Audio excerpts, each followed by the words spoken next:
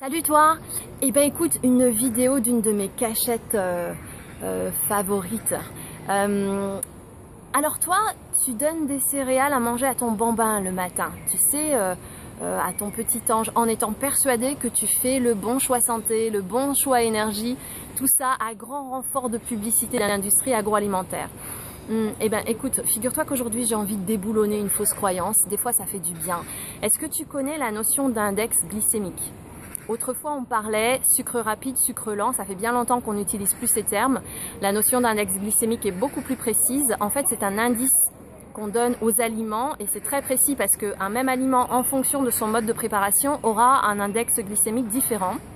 Et cet index va t'indiquer la vitesse d'absorption du glucose de l'aliment dans ton sang, dans ton organisme. Plus l'index glycémique est élevé, plus ça signifie que tu absorbes rapidement le glucose de l'aliment.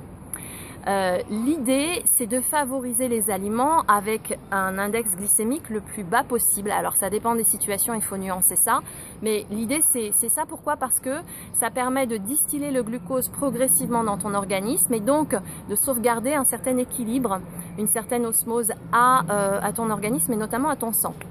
Alors, quand tu donnes les céréales le matin à ton bambin, eh bien, qu'est-ce qui se passe? Il faut savoir que les céréales, outre le fait qu'elles sont bourrées de sucre et pas du bon sucre et de gras et rarement du bon gras, elles ont un index glycémique extrêmement élevé.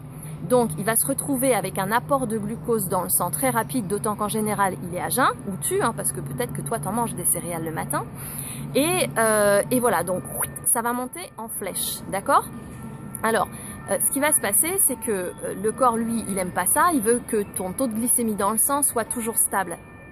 Production massive d'insuline. L'insuline, c'est l'hormone qui va prendre le glucose en trop et qui va le stocker en glycogène dans tes muscles, dans ton foie. Et puis, quand ce stock est complet, il va le transformer en graisse et...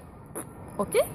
Et ce qui se passe, c'est que là, on rentre dans un cercle vicieux. C'est que quand l'apport de glucose a été vraiment massif et rapide, eh bien, la production d'insuline est elle aussi massive et tu te retrouves à stocker plus qu'il ne faudrait. Donc, de l'hyperglycémie, tu passes à l'hypoglycémie. Donc, tu as une fringale, tu as envie de sucrer, tu manges sucré, tu repars en hyperglycémie et voilà, et tu fais le yo-yo et tu grossis et tu comprends pas. Et ben voilà, c'est ça l'histoire. Donc, c'est important que tu le saches et que ces céréales sont à un index glycémique extrêmement élevé, si je ne parle que de ça. Et c'est le cas aussi de tous les aliments soufflés. Tu sais, ces aliments qui croustillent quand tu les manges, les biscottes, les galettes de blé ou de maïs que l'industrie agroalimentaire vend comme étant diététiques et que beaucoup de femmes prennent dans des phases où elles veulent maigrir ou ne pas grossir, c'est une hérésie totale. D'accord? Voilà, ben écoute, je t'ai tendu le fil, t'as plus qu'à tirer, tu trouveras des tableaux d'index glycémique partout sur internet, des informations très simplement. Et je te souhaite une journée à vivre sans modération.